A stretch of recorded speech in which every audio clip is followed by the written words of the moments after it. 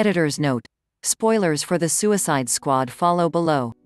When the casting was being announced for James Gunn's 600th movie The Suicide Squad, fans were eager to find out just which characters the members of this robust ensemble would be playing.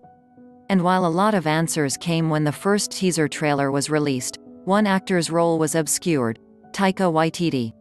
Indeed, the Thor, Ragnarok filmmaker and What We Do in the Shadows director, Starro was enlisted for a mystery role in The Suicide Squad, one that was kept under wraps until the film was finally released. So now that the film is in theaters and on HBO Max, who does Taika Waititi play in The Suicide Squad? Is he voicing Starro as many presumed? Does he have some major cameo as a new villain? No, actually. His role is much more emotional. He plays Ratcatcher.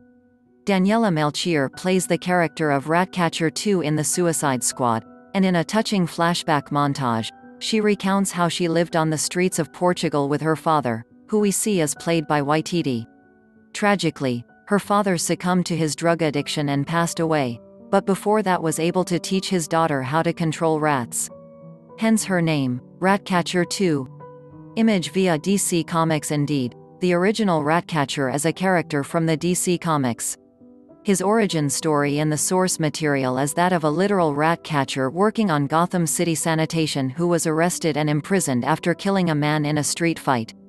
But after his release, he refined his penchant for training rats to attack, adapting the moniker, Ratcatcher, and creating his villainous costume. In the pages of the comics, Ratcatcher was more of a nuisance villain, plaguing Gotham City with rats and being easily beaten by Batman during their confrontations. But just as in the film, the comics found him passing his talents on to his daughter, who was known as Ratcatcher II. In The Suicide Squad, Ratcatcher's origin isn't really covered, but he and his daughter don't live in Gotham City. They are seen living in poverty on the streets of Portugal. We don't see Waititi's version of the character showcasing his full rat-controlling powers, as he serves the story as more of an emotional presence, passing down the torch of his knowledge to his daughter.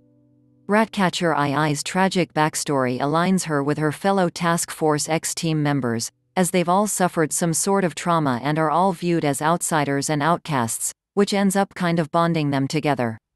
So while Waititi doesn't even have a full dialogue scene in The Suicide Squad, his presence is nevertheless impactful. Image via Warner Brothers. Waititi was actually first offered a different, more substantial role in the movie according to Gunn. I actually thought about Taika for another role and I offered it to him and he said, I don't know. He was working on Akira at the time, and he said, I have to give you my answer in like 2 weeks. He totally wanted to do it.